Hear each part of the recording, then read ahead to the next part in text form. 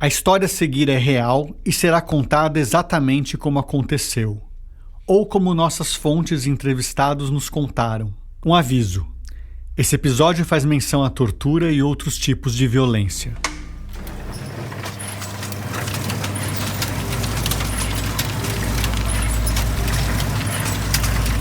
Por las noches, Abel de Alencar cumpría su misión prohibida. De noite, Abel de Alencar cumpria sua missão proibida. Escondido no escritório de Brasília, ele fotocopiava noite após noite os papéis secretos dos serviços militares de segurança, que chamavam de interrogatório o que era tortura e de enfrentamento o que era assassinato. Em 3 anos de trabalho clandestino, ele fotocopiou 1 milhão de páginas. Um confessionário bastante completo da ditadura que estava vivendo seus últimos tempos de poder absoluto sobre as vidas e os milagres do Brasil inteiro. O que você acabou de ouvir foi um trechinho de uma crônica do escritor uruguaio Eduardo Galeano, que você certamente conhece. Talvez pelo livro dos abraços, ou mais provável, por ser o autor do clássico As Veias Abertas da América Latina. Quem leu esse trecho pra gente agora foi o Eric Nepomuceno, principal tradutor da obra do Galeano no Brasil. Já que alguém precisava ler em voz alta esse trecho pro nosso podcast, a gente foi logo bater na porta do Eric. Ou melhor, no WhatsApp dele. Me diz se ficou direito ou se eu tenho de gravar outra vez em português. Abraço. O Galeano escreveu essa crônica inspirado numa história real, a história de Abel de Alencar. E é essa história que nos interessa contar aqui. No comecinho de 1980, o Abel tinha 17 anos e morava em Brasília. Ele é da mesma geração de caras como Renato Russo, Dado Villa-Lobos e Marcelo Bonfá, que estavam na boca do gol para lançar o Legião Urbana. Mas o Abel não tinha tempo para música. O instrumento dele era outro. Ele trabalhava o dia todo e às vezes também por las noches, como disse o Galeano aí, numa salinha apertada que ficava num edifício enorme. Um treme-treme recém-inaugurado no coração do setor comercial sul. O edifício Ceará reunia negócios de gente de todo tipo. Lojas de eletrônicos, livrarias, alfaiates, casas lotéricas, advogados, dentistas. Ali, mais precisamente no 7º andar, na... Sala 702. Exatamente, na sala 702... O Abel e um colega operam quase sem parar 2 máquinas de xerox. E sim, você já deve ter adivinhado que esse aí que falou agora é o Abel. Eram 2 máquinas xerox, uma de grande potência e uma pequenininha. Como eu não tinha experiência, eu ficava na pequenininha. O volume de processos, os IPMs, assim, processos com 10 mil páginas, grandes, processos grandes, muitos volumes, 10 volumes, 15 volumes, né? Pela crônica do Galeano, talvez você já tenha entendido que o Abel estava numa das pontas de um esquema ultra secreto financiado por uma organização religiosa internacional. Agora, se você não sacou ou não faz ideia do que eu estou dizendo, é melhor você dar uma paradinha aqui no seu tocador e escutar o primeiro episódio dessa série. Lá você vai descobrir que lance é esse de xerocar processos intermináveis, subtraídos do Superior Tribunal Militar, e por que raios o Abel passava las noches debruçado sobre a máquina copiadora. Nós conseguimos copiar 98% dos IPMs. Foi uma façanha, sabe? Eu fico até meio arrepiado, porque na época eu não tinha consequência do que eu estava fazendo. Chegar até o Abel em 2025 para gravar essa entrevista com ele não foi uma tarefa simples. A gente não vai entrar nessa história por enquanto, mas o que você precisa entender agora é que a empreitada de copiar todos aqueles processos em plena vigência da ditadura militar exigia muita estratégia e cautela. No começo, o Abel nem sabia o que ele estava xerocando. Recém-chegado na capital, conseguiu emprego de operador de fotocopiadora com um amigo do pai, o advogado Luiz Carlos Sigmaringa Seixas. Como o Sigmaringa era um advogado dos presos políticos, e meu pai era do Partidão, também já tinha sido preso algumas vezes, ele era muito amigo do meu pai. E aí, quando ele precisou de um funcionário para tirar essas xerox, meu pai me indicou, que eu tinha mudado para Brasília e estava à toa. O Sigmaringa não era somente um advogado de presos políticos. Ele era um dos grandes nomes da advocacia em Brasília. Naquela época, ainda bastante jovem, aos 35 anos, o Sig, como os colegas o chamavam desde os tempos da faculdade, era também conselheiro da Ordem dos Advogados do Brasil, membro da Comissão Brasileira de Justiça e Paz e vice-presidente do Comitê Brasileiro pela Anistia, a mesma entidade que uniu o Luiz Eduardo Greenhalgh e a Eni Raimundo Moreira no episódio anterior. Alguns anos mais tarde, o Sig vai ser eleito deputado constituinte pelo PMDB, vai engrossar o racha que deu origem ao PSDB, disputar o governo do Distrito Federal e, na virada do século, migrar para o PT, a tempo de se eleger novamente e se tornar um dos deputados mais leais ao presidente Lula no primeiro mandato dele. Tanto é que nos primeiros anos do século XXI, o Sig se tornou um dos homens de confiança de Lula, a ponto de ser convidado 2 vezes por ele para ser ministro do STF. E recusar o convite 2 vezes. Nunca antes na história deste país. É verdade que o Sig sempre se justificou, dizendo que não tinha se preparado para isso, que não estudou para ser um constitucionalista, que nunca passou de um advogado comum. Vê se pode. Seja como for, o Sig foi quem tornou possível a audaciosa tarefa de copiar os processos. Aí montaram uma salinha de xerox lá no setor comercial, né, no edifício Ceará. Puseram um rapaz lá, que eu não vou falar o nome, porque hoje ele é oficial da Polícia Militar, da Reserva, e eu fui trabalhar com ele. Para o Avel, aquilo não passava de um trabalho convencional e muitas vezes enfadonho. Quando eu comecei, para mim era um serviço qualquer, garoto, 18 anos, pensei que eu estava desempregado, né? Quando eu comecei a ver o que eu estava coletando, né, xerocando, eu falei, nossa, isso aqui não é brincadeira de criança, não. Aos poucos, Avel foi reparando no conteúdo das páginas que xerocava.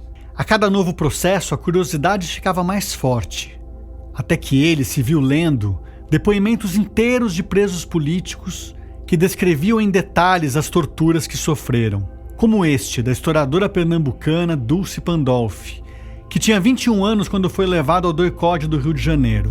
Que foi levada para uma cela, onde lhe deram um banho frio e, sob o pretexto de ensaboá-la, os torturadores alisavam o seu corpo.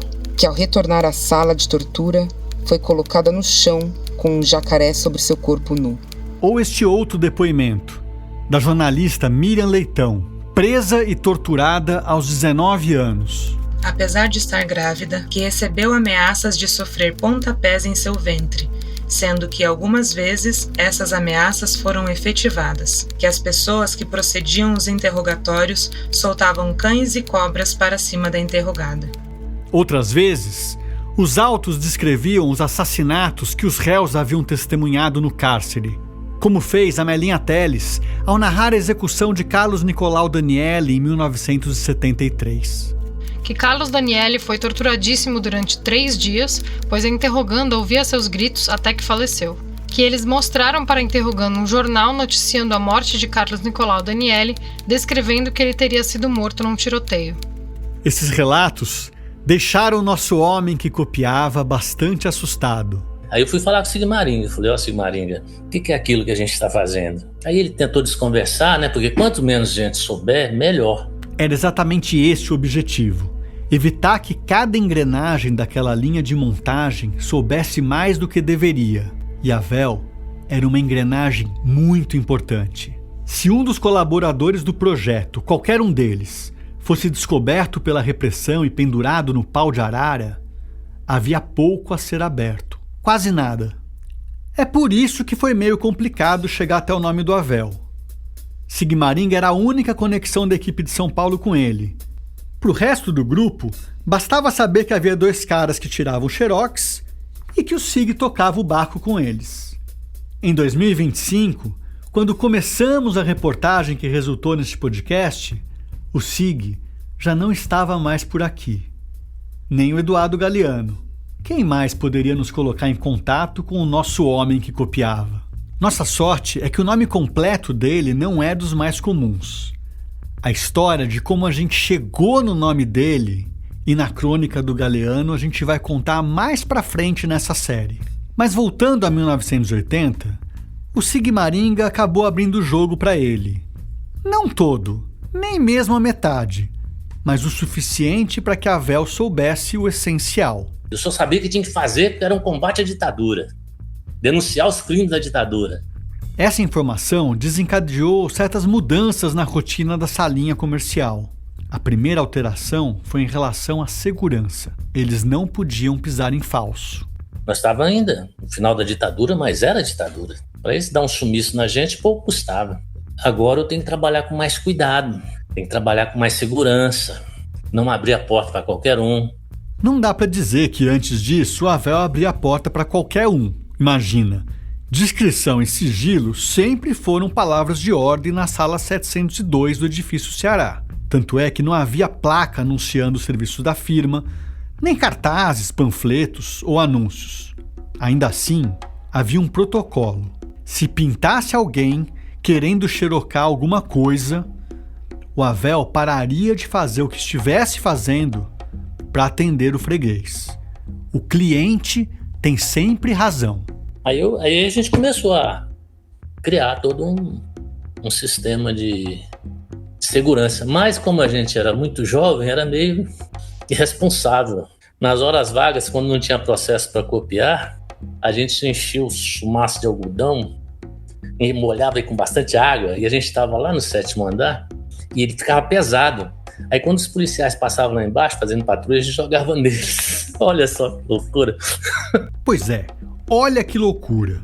Enquanto a galera de São Paulo se desdobrava para manter o acervo em sigilo, mudando de endereço às pressas quando necessário e correndo da polícia mais que vampiro foge de crucifixo, os caras do Xerox cutucavam o leão com vara curta.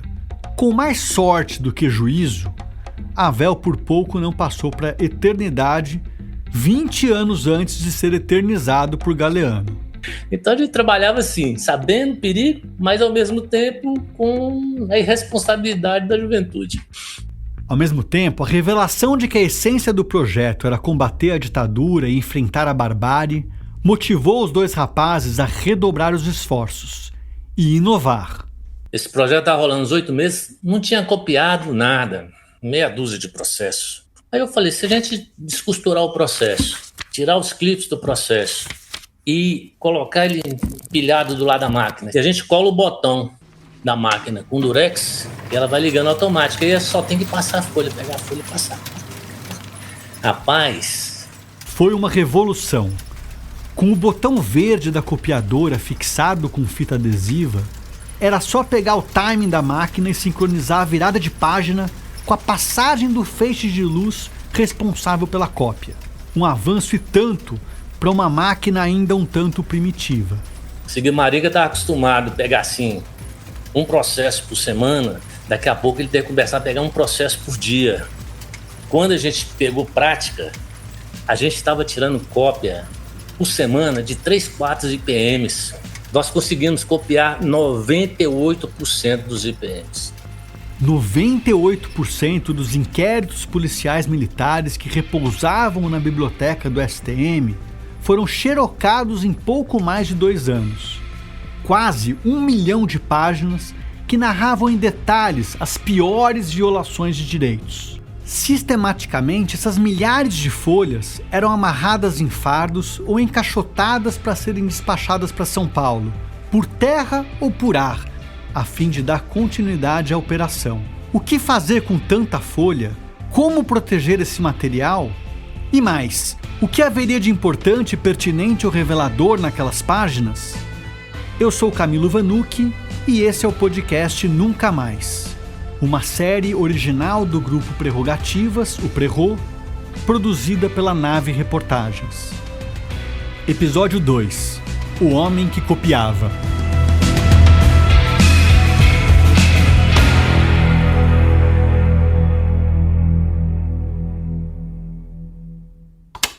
Luiz Carlos Sigmaringa Seixas, sou advogado. Na época em que o projeto foi elaborado, advogava sobretudo para perseguidos políticos do antigo regime.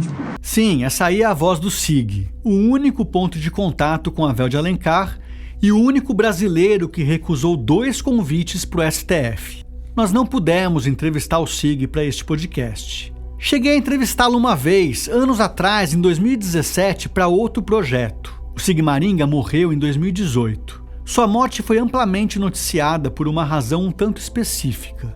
A Justiça Federal do Paraná negou um pedido feito pela defesa de Lula para que o ex-presidente fosse autorizado a deixar a prisão para assistir ao enterro de Luiz Carlos Sigmaringa Seixas.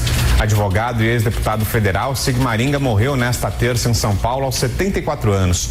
Essa gravação aqui, portanto, não foi feita por nós. Essa fala do SIG é parte de um depoimento que ele deu para o pesquisador Marcelo Zelic, do Armazém Memória, ainda nos anos 2000.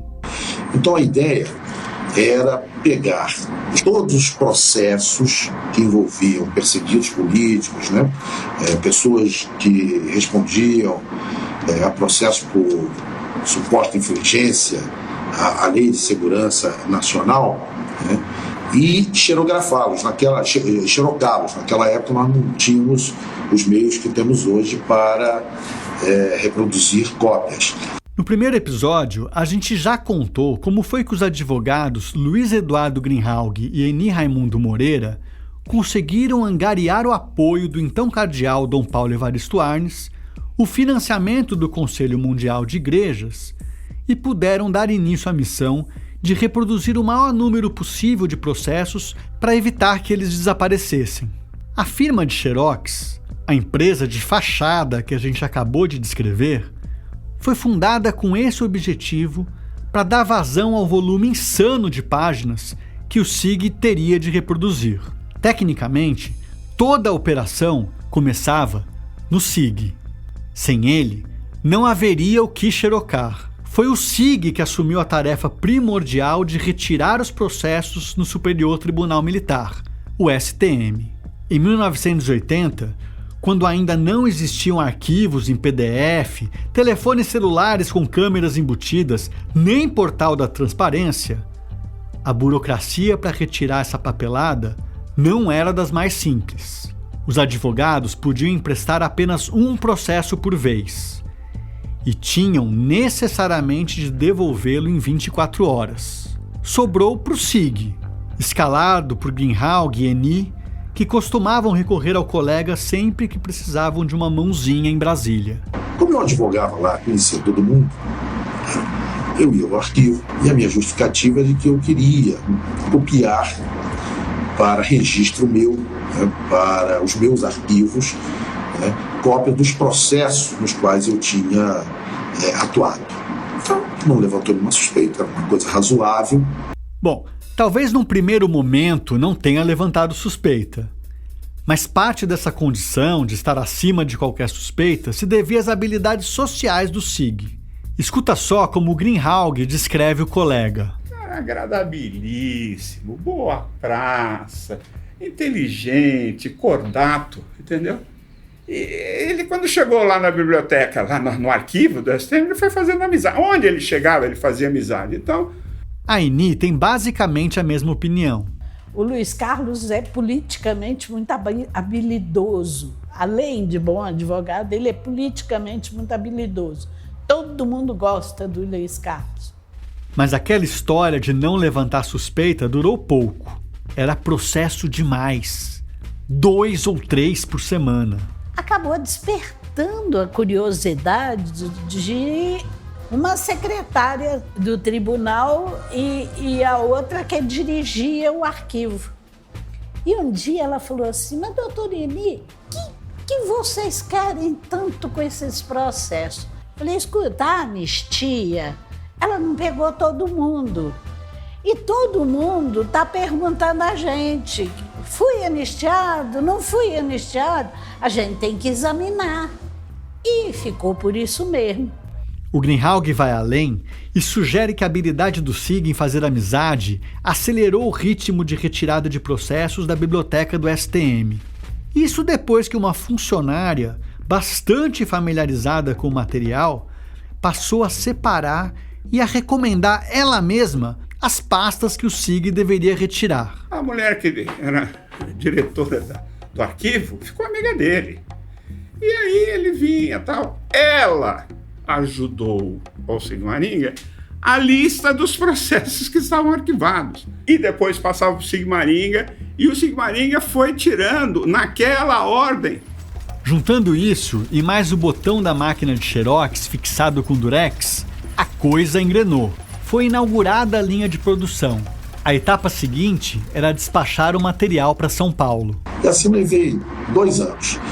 Mas eu tirava algumas peças, ao final de 10 dias, eu mandava pelos Correios para São Paulo. Nós funcionávamos lá no Instituto Sete Sapiência, né? Tínhamos uma sala, um conjunto de salas reservado, onde ninguém tinha acesso. Isso até que um vigia resolveu bisbilhotar onde não era chamado e a segurança nos SEDES ficou comprometida, como a gente já te contou no episódio anterior. Mas até chegar nesse ponto, muita coisa aconteceu, começando pela montagem da equipe e pela definição dos papéis. Nessa primeira etapa, quem organizou o movimento foi o Greenhalgh. Foi ele quem escalou, podemos dizer assim, os primeiros integrantes da equipe que passaria a processar o material que chegava de Brasília. E por uma questão de segurança, optou por convidar apenas pessoas do seu mais estreito círculo de confiança, começando pela própria esposa, a Leda Corazza, e o amigo Paulo Vanucchi. A Leda era uma jovem socióloga recém-formada que logo se tornou uma espécie de coordenadora administrativa do projeto, responsável inclusive pela gestão financeira. A verba não era muita, o equivalente a $1.000 mensais para cada participante. A natureza do projeto, por outro lado, impedia que houvesse contratações, carteira assinada, essa coisa toda. Afinal, os trabalhos teriam de ser realizados nas sombras, sem deixar rastro ou vestígios. E o dinheiro, bem, ele era trazido da Suíça. E o dinheiro vinha, principalmente pelo reverendo Jaime Wright. Essa aí é a Leda. E vinha em espécie. A Leda conta que o religioso viajava a cada 2 ou 3 meses para Genebra e voltava para o Brasil trazendo maços de dólares escondidos numa doleira, por debaixo da roupa, dentro da cueca. E aí avisava, ou para o Luiz Eduardo, para mim, chegaram os chocolates. Era uma espécie de código. Às vezes, Leda ia buscar a remessa e ela vinha de fato acompanhada de chocolates suíços. Agora, em 2025, quando nos recebeu em seu apartamento para esta entrevista, Leda trabalha como psicanalista. Ela vai até o cômodo vizinho e nos mostra uma caixinha de madeira, baixa e pequena, com uma casinha e algumas palmeiras gravadas em marchetaria na tampa. A caixa do dinheiro. Essa caixa... Foi da Madre Cristina. Essa caixa a Madre Cristina me deu. Ele falou, Leda, você guarda dinheiro aqui. Tinha uma chavinha desse tamanho. O outro integrante, convocado ainda em 79, foi o Paulo Vanucchi, que anos depois construiria uma trajetória no Partido dos Trabalhadores e ficaria 5 anos como ministro de Direitos Humanos do presidente Lula, entre 2005 e 2010. Foi na gestão dele, aliás, que o direito à memória e à verdade foi incorporado às diretrizes do Plano Nacional de Direitos Humanos e que se estabeleceram as bases jurídicas e políticas para a criação da Comissão Nacional da Verdade em 2011. Quando o Brasil Nunca Mais começou, Paulo Vanucchi era um ex-militante da Ação Libertadora Nacional, a ALN do Marighella. Ele havia passado 5 anos na cadeia e agora estava finalmente se formando em jornalismo. Como preso político, tinha sido defendido pela ENI e havia conhecido o Greenhalgh numa das muitas visitas do advogado a seus clientes em presídios políticos. Foi meu padrinho de casamento, depois eu fui padrinho de casamento dele também, e ele então começa a me contar que estava sendo planejada uma pesquisa assim, assado, etc. Tal, me deu mais detalhes, e se eu toparia trabalhar, se fosse confirmado mesmo. Outros conhecidos chegaram em seguida. O Carlinhos Lichtenstein, que também tinha sido da ALN e tinha ficado preso por um período junto com o Vanucchi, foi um dos primeiros a se juntar ao grupo. Ele entrou com a Sônia Hipólito, sua companheira na época, também ex-guerrilheira da ALN. Em seguida, foram incorporadas 2 pesquisadoras que seriam de grande importância para o projeto: a socióloga Vânia Santana e a historiadora Ana Maria Camargo. Vânia era esposa do ator e dramaturgo Gianfrancesco Guarnieri, que você talvez conheça do clássico Eles Não Usam Black Tie, ou como o vô Orlando, do Lucas Silva e Silva, em Mundo da Lua.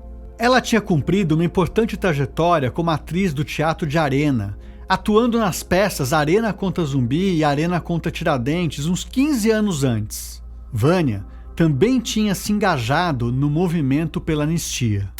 E vinha para São Paulo grandes caixas em ônibus de Brasília a São Paulo. A gente pegava essas caixas, levava para o local onde o projeto era desenvolvido e, ao mesmo tempo, então, a gente retirava para esses questionários as perguntas, as questões mais importantes para, vamos dizer, dar uma certa reduzida, né, sintetizar um pouco o que estava dentro dos processos. Já a Ana Maria Camargo era professora do Departamento de História da USP e sabia organizar documentos como ninguém. Mais tarde, ela se tornaria uma das grandes referências em arquivologia do Brasil. A primeira grande colaboração dela foi no sentido de decifrar o escopo da pesquisa, os objetos sobre os quais o grupo deveria se debruçar. Então, a primeira grande pesquisa fui eu que fiz também. Eu fui ao Tribunal Militar, que funcionava e funciona até hoje na Rua Doutor Vila Nova, e lá eu pesquisei toda a jurisprudência do tribunal para saber quais os processos que interessavam a nós. As duas logo implantaram os primeiros protocolos de como lidar com aquele material.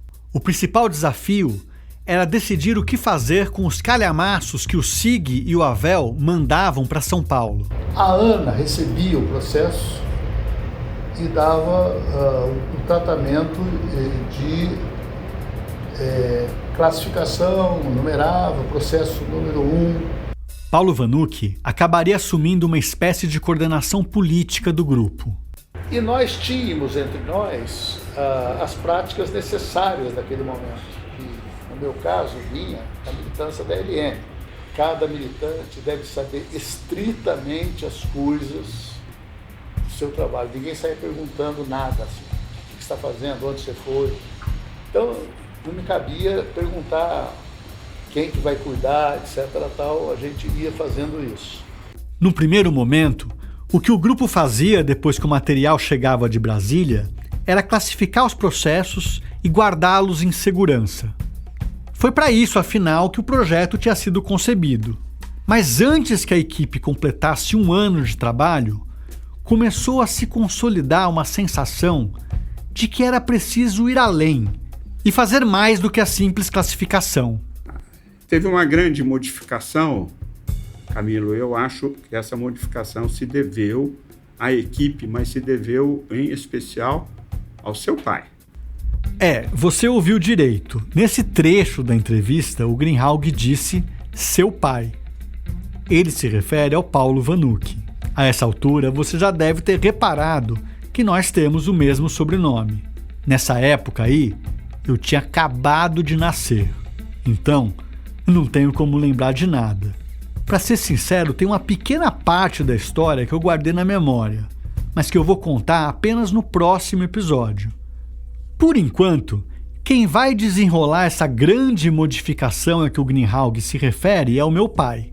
Lá pela metade do trabalho, a gente então começa a chegar, não ainda clareza, qual é o tamanho do universo, 700 e não sei quanto, mas começa a ter uma visão mais ampla e, sobretudo, a discussão de que, olha, a tortura está presente, a tortura está lá, ela está verificada, ela está apresentada, e não vamos fazer uma análise jurídica só.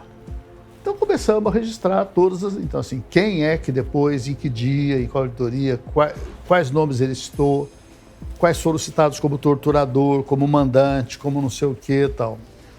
O que o meu pai está dizendo é que os processos evidenciavam que a tortura era uma prática sistemática no país, estrutural, e não uma coisa conjuntural, esporádica, casos isolados de um ou outro agente.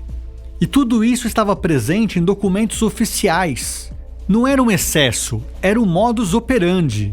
E o grupo não poderia deixar de se ocupar desse levantamento. Então tinha uma riqueza disso e ninguém sabia, só os estudos, a leitura sistemática dos depoimentos começa a aparecer, puta, olha aqui, Recife, Fortaleza, Bahia, Rio, Marinha, Aeronáutica, São Paulo.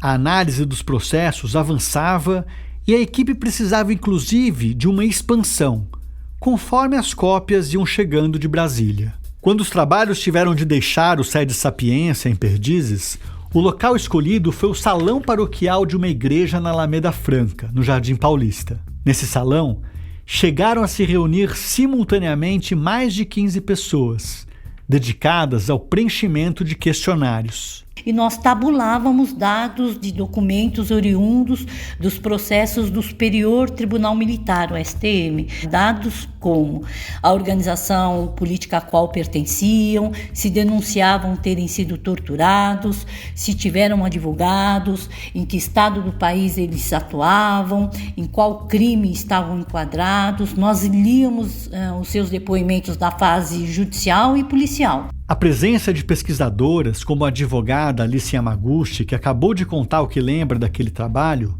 além da própria Leda Corazza, da Vânia Santana, da Ana Maria Camargo e de tantas outras, é o que fez o projeto evoluir de algo mais burocrático, como reproduzir e armazenar processos, para uma análise minuciosa das técnicas de tortura, dos locais utilizados para essas práticas, da cadeia de comando, enfim, de como funcionava o terrorismo de Estado contra os presos políticos. Como que funcionava? Você dava um processo para uma pessoa e um questionário, e ela ficava lendo todo o processo e identificando as coisas que estavam sendo solicitadas no questionário. Ele era uma meia dúzia de páginas, pergunta e 10 linhas em branco. Então era tudo assim, descreva sucintamente o processo. E mais tarde chegou-se à conclusão de fazer o questionário simplificado, que caminhou então para uma coisa mais próxima da múltipla escolha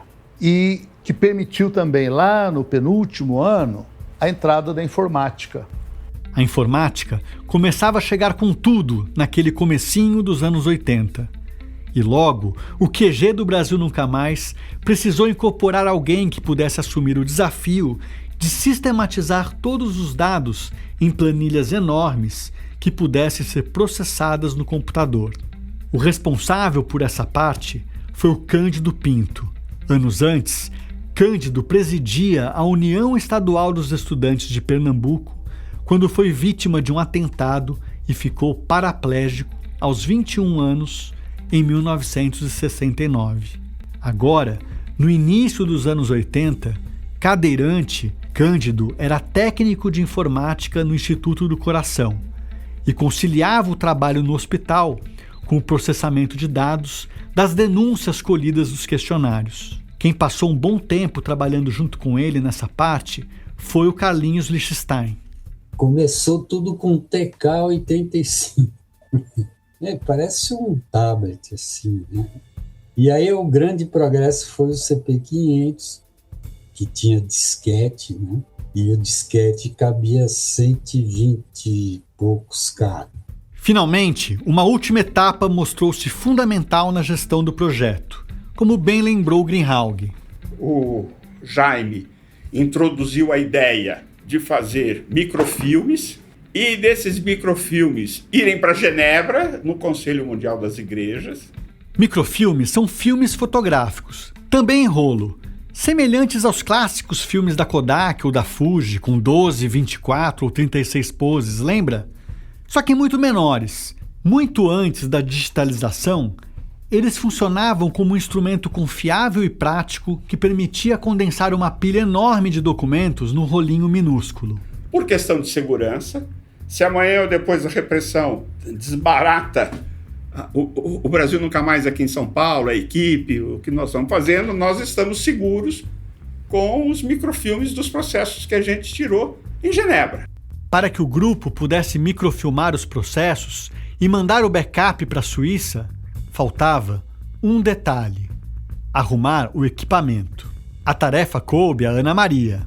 Como eu era professora na USP, já nessa altura, de ilibada reputação moral, ninguém desconfiava que eu tivesse alguma coisa a ver com todo esse trabalho, né? Eu retirei uma máquina de microfilmagem lá do setor de documentação histórica, que funcionava no nosso prédio, lá na USP. Essa máquina ficou emprestada sempre em meu nome, um empréstimo renovado, e foi com ela que nós fizemos esta digitalização, né, digamos, a microfilmagem, aliás. Pode ser que esse conceito de microfilme habite na sua cabeça um terreno ligado aos filmes de espionagem. E é bem por aí mesmo. Os processos narrando tortura e outros crimes horrorosos da ditadura eram fotografados nesses pequenos filmes e podiam ser transportados em malas, bolsos ou até dentro dos sapatos. Logo, o reverendo Jaime Wright passou a se ocupar também do transporte de microfilmes. Agora, a cada 2 ou 3 meses, ele ia para Genebra levando os microfilmes e voltava para São Paulo com os chocolates. Imagina a cena: um religioso embarcando com microfilmes enfiados na mala e nos sapatos no aeroporto de Guarulhos e 2 ou 3 dias depois pegando o avião de volta com bolos de dinheiro escondidos na cueca. Agora, imagina que o tráfico internacional de microfilmes não se limitava à rota São Paulo-Genebra. Deixa a Leda contar o que o reverendo armou para ela. Eu fui levar o microfilme do nosso projeto para o José Manuel Parada, que era um cara da Vicaria de Solidariedade do Chile, porque tinha outros projetos semelhantes ao nosso, aqui na América Latina. A pedido do Jaime, a gente queria passar para eles o nosso projeto para que eles pudessem usar como base para o trabalho deles lá. O José Manuel Parada era um sociólogo e escritor chileno que militava contra a ditadura do Pinochet. E é isso mesmo. O Jaime mandou a Leda levar um microfilme para ele, escondido na bota, em plena ditadura chilena. A gente marcou encontro num mercado municipal. E lá tinha lugar de comer, e a gente estava comendo, eu pego, dou o microfilme para ele. Ele estava no meio da comida, conversa ligeira, simpática. Mas rapidamente o clima pesou. Parou um pouco, ele olhou para mim e falou assim: tá bom, agora você vai, que você ainda está em segurança. E eu estava comendo marisco, parou aqui. Tá, então levantei, fui embora, fui para casa da família onde eu estava. No dia seguinte peguei o avião, era previsto, voltei. Esse cara foi degolado depois. É aquela história da degola de 85. O caso dos degolados do Chile é emblemático do nível surreal de violência da ditadura chilena. O José Manuel Parada, pouco mais de 1 ano depois de receber o microfilme da Leda, foi sequestrado depois de deixar a filha na escola e foi encontrado decapitado ao lado de outros 2 professores, também opositores de Pinochet. Voltando à ditadura brasileira, que já respirava por aparelhos em 1984, agora o projeto entrava na fase final. Todos os processos tinham sido xerocados em Brasília e enviados a São Paulo. No salão paroquial da Alameda Franca, colaboradores se alternavam para dar conta das últimas análises. E um rapaz cuidava de microfilmar todo o material que faltava. Numa das entrevistas que fizemos com o Paulo Vanucci, ele nos disse que o nome desse rapaz era Zé do Egito. O nome José do Egito é um nome bíblico, bastante comum. As únicas pistas adicionais que eu consegui eram que naquela época o Zé do Egito morava na Vila Nova Jaguaré, então um bairro periférico, uma favela, próxima à cidade universitária, e que ele tinha uma atuação na paróquia, igreja católica, liderada por um padre que eu conheci, o Roberto Grameson, mas que faleceu há alguns anos. Só que agora, 40 anos depois, ninguém tinha o contato dele. Caramba, se a gente já tinha encontrado o Havel, nosso homem que copiava, a gente tinha de encontrar também o Zé do Egito, o cara dos microfilmes. Levou quase um mês, mas aos poucos conseguimos localizar o tal José do Egito Sombra.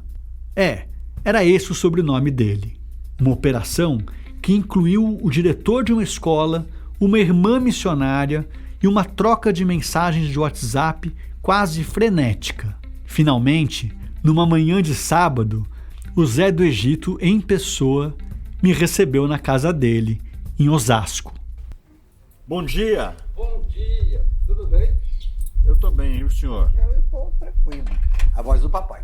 A minha voz parece a voz do meu pai? Parece, igual que parece. O Zé do Egito tinha apenas 16 anos quando foi recrutado pela equipe do Brasil Nunca Mais, para aprender na marra o ofício da microfilmagem. Quando o pessoal me contratou, eu tinha que fazer um curso de conhecimentos, para conhecer a máquina, era a máquina da Kodak. Um menino que tinha trabalhado como engraxate antes de fazer supletivo. Microfilme é o seguinte, você bota um rolo de fita lá, é como se fosse uma máquina de Xerox. Aí você tem lá o espacinho, a gente ia colocando processo tal, número tal. Aí botava ali, microfilmava. Era como fotografar a página? Exatamente, é bem isso. Um garoto que foi crescendo e que passou uma temporada como office boy no escritório de advocacia do Greenhalgh antes de ser transferido para um projeto sigiloso e que, por conta disso, assim como o Havel em Brasília, não sabia muito bem o que estava fazendo. Você sabe então os microfilmes que você fez? Não tenho a mínima ideia. Você quer saber? Gostaria. Genebra, na Suíça. Puta, jura? Juro. Tá brincando. É mesmo? Um orgulho, hein? Caramba. Eles mandavam pra lá. Lá existia um negócio chamado CMI, Conselho Mundial de Igrejas. Na verdade, ainda existe. O Zé do Egito ficou fascinado quando eu contei que o fruto do trabalho dele, que chegava a passar 14 horas por dia microfilmando os mais de 707 processos, foi parar na Suíça e que o acervo do projeto foi preservado e até hoje é estudado por pesquisadores do Brasil e no resto do mundo. Não lembro também, eu sei que era 1 milhão de páginas. São 707 processos que somam quase 1 milhão de páginas. Meu Deus. Essas páginas estão no acervo na Unicamp, Campinas, as páginas em papel. E os microfilmes agora tem cópias. Tem na Suíça, tem nos Estados Unidos. Nossa, então tá para pesquisa na Unicamp? Pois é. O acervo todo do Brasil Nunca Mais, as mais de 1 milhão de páginas que o Havel e seu colega copiaram, que o Paulo Aleda e outros tantos analisaram e catalogaram, e que o Zé do Egito microfilmou, foram parar na Unicamp, onde a gente esteve em janeiro de 2025. Mas para narrar essa visita, eu vou chamar o Pedro Belo, produtor e roteirista desse podcast, que esteve lá comigo. Oi, pessoal.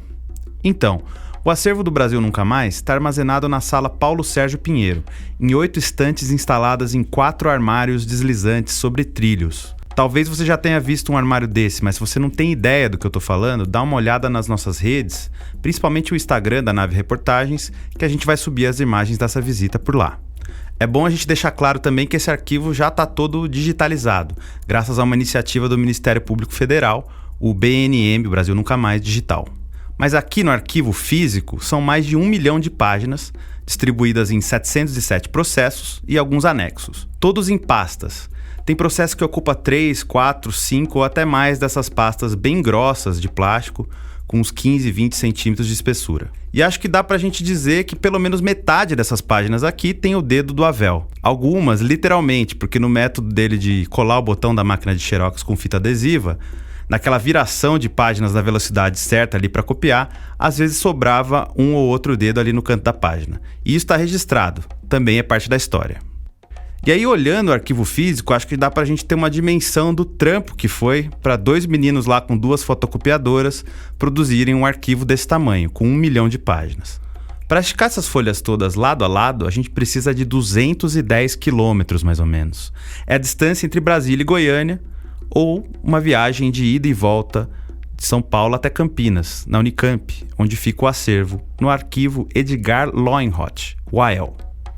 Esse arquivo, por si só, é um capítulo à parte. Na verdade, talvez ele merecesse uma série só para ele.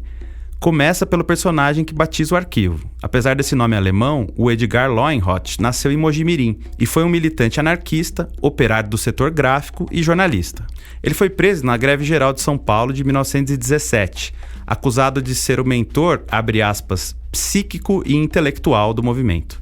Tem até um recorte de jornal emoldurado na entrada do arquivo dizendo isso, com uma foto do Edgar Loinhot jovem e a manchete: um criminoso célebre. Enfim, o Edgar publicou vários jornais dos movimentos operários nas décadas seguintes e também colecionava documentos e publicações dos trabalhadores e da imprensa operária. Ele foi considerado, inclusive, o guardião da memória operária do Brasil. Em todas essas reivindicações que estão aí, basta percorrerem as coleções de jornais, a lei de férias, a regulamentação dos trabalhos da infância, a regulamentação do trabalho das mulheres, a regulamentação dos trabalhos noturnos, todas elas representam o esforço do proletariado de todos esses anos passados.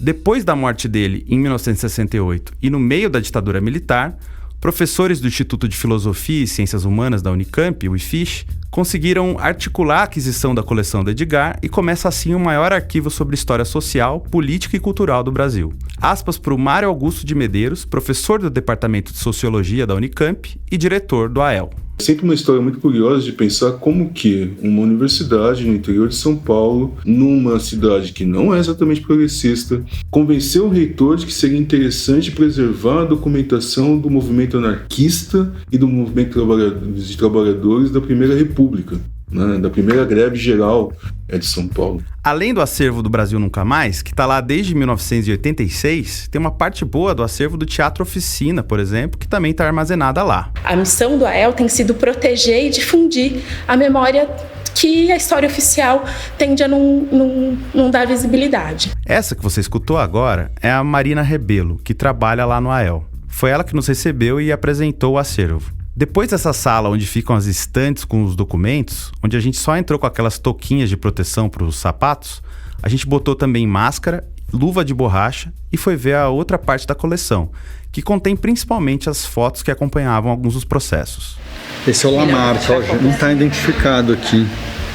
O Marighella em cima dele aí. Marighella, Lamarck. Mas no sistema tá. Esse aí no sistema tá.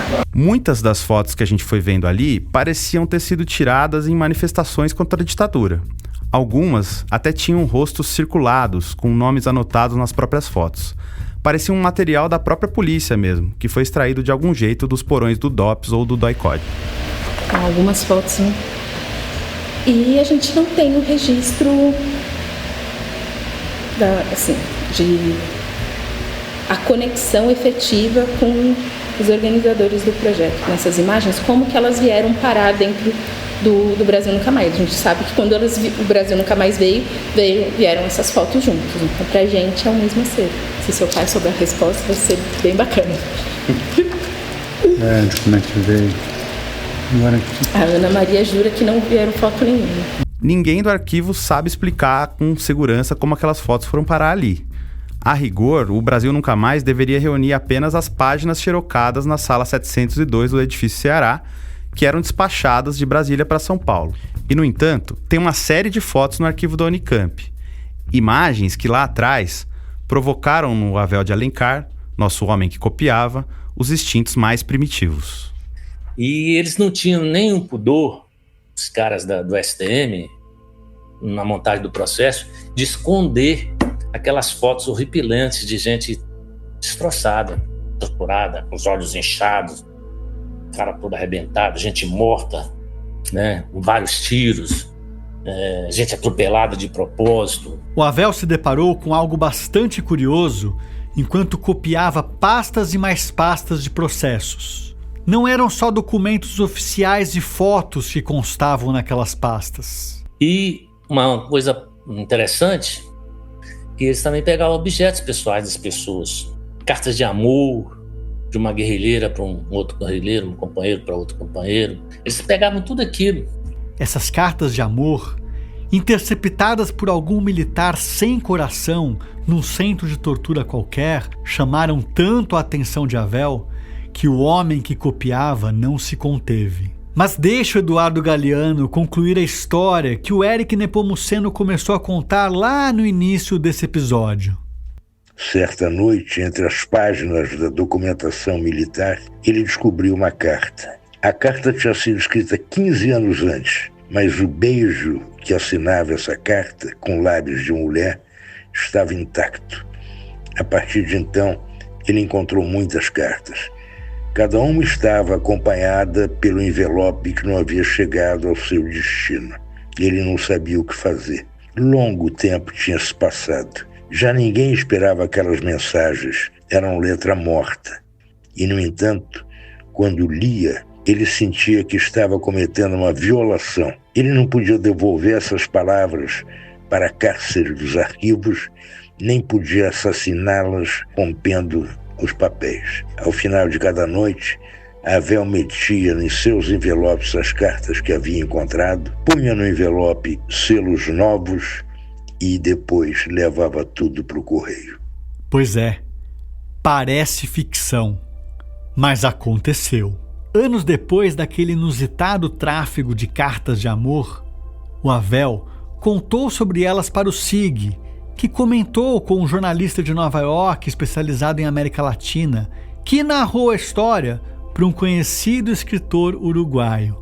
E foi assim que um jovem tirador de xerox de Brasília acabou se tornando personagem de uma crônica de um livro de Eduardo Galeano, publicado somente em 2004, com o título de Bocas do Tempo. Pegava as cartas e tirava do processo, os envelopes, tirava do processo, dobrava, punha no envelope, colava e punha no correio. Não sabia se chegar ao destino, mas estava lá, indo para o mundo. Não ficava mais preso lá do...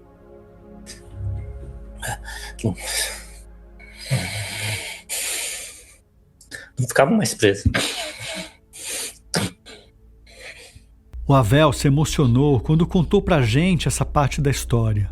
É difícil não se emocionar. É difícil ficar incólume quando reparamos no potencial destrutivo da ditadura, na capacidade que os agentes da repressão tinham, e os autocratas ainda têm, de passar por cima de tudo, destruir pessoas e laços afetivos, como se fossem treinados para arrancar as flores dos jardins e salgar o chão. Eu pergunto pro Havel sobre a emoção que ele está sentindo. É como se estivesse volta tudo, né? A gente não consegue enterrar. Um trauma. Ditadura é uma desgraça. E ao tentar entender por que ele fez o que fez, tirando aquelas cartas de amor dos arquivos da ditadura e buscando devolvê-las a seus donos, Havel nos conta que não foi só essa a arte que ele aprontou. Uma coisa interessante, que meu pai era prestista, né? Ele se refere aqui ao Luiz Carlos Prestes, o Velho, a liderança mais importante da história do Partido Comunista Brasileiro, aquele que deu nome à lendária Coluna Prestes 100 anos atrás. Enquanto o Velho esteve vivo, meu pai não perdia um aniversário do Velho, que era de 1º de janeiro. Os velhos camaradas se reuniam no Rio de Janeiro para comemorar o aniversário do Velho Prestes. Aí coincidiu de achar o processo do Prestes. E nesse processo do Prestes, tinha várias medalhas que ele foi condecorado na União Soviética. Tinha medalha de herói da União Soviética, tinha medalha disso, medalha daquilo. Pois não é que o Havel juntou as medalhas do Prestes e entregou todas elas ao pai dele, para que ele mesmo repassasse ao Velho no aniversário seguinte? Aí meu pai falou, quando o Velho abriu o envelope, ele viu aquelas medalhas que tinham sido condecoradas na Rússia, na Segunda Guerra, caramba, né? Ele olhou assim, como conseguiu isso? Aí meu pai falou assim, é segredo, camarada. Você tá brincando que você fez isso? Fiz. Não tinha respeito nenhum pela ditadura. Se eu pudesse, eu tinha posto era fogo naqueles processos, jogado pela janela. A gente entende a revolta, Havel. Mas ainda bem que você não fez nada disso. O mundo precisava ficar sabendo de tudo, e o seu trabalho foi fundamental para isso.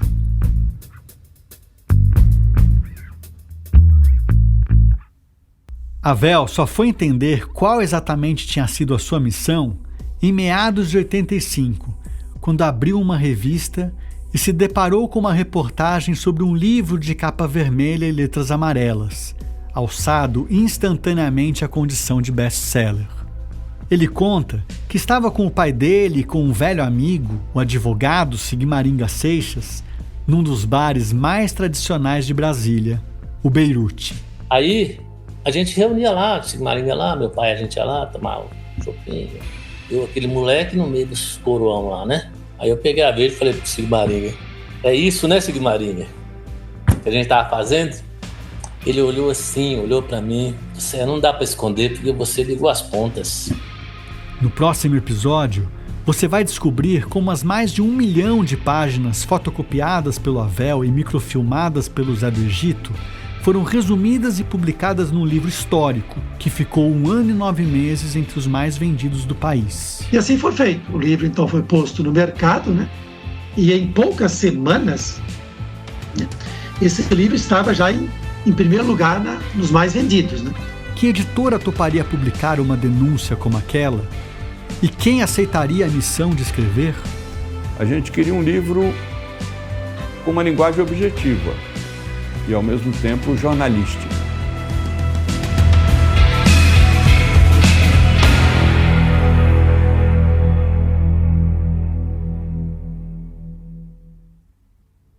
Nunca Mais é um podcast original do Grupo Prerrot, produzido pela Nave Reportagens e narrado por mim, Camilo Vanucchi. O roteiro deste episódio foi escrito pelo Pedro Belo, com revisão e sugestões minhas e do Felipe Barbosa. O Pedro também dividiu comigo a pesquisa e a reportagem, fez a direção de locução e narrou trechos desse episódio, além de captar a maior parte dos áudios que você escutou. Contamos ainda com a voz do Eric Nepomuceno para fazer a leitura da crônica Palavras Perdidas, que está no livro Bocas do Tempo, do Eduardo Galeano.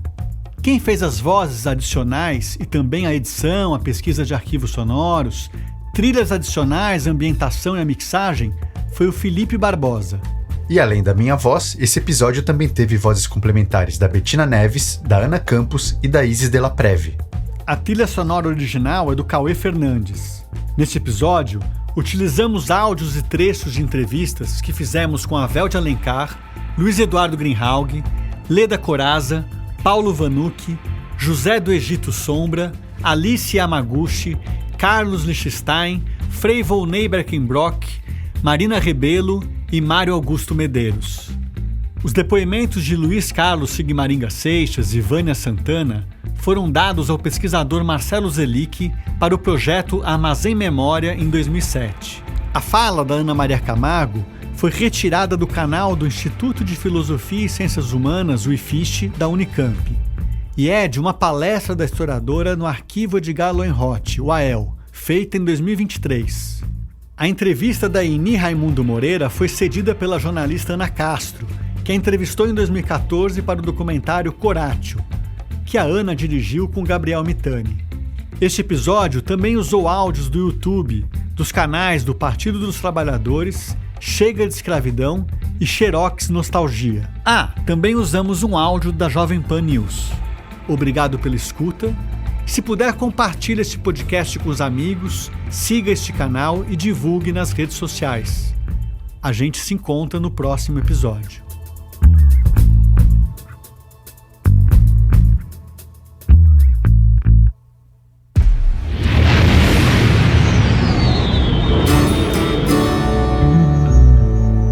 Nave Reportagens.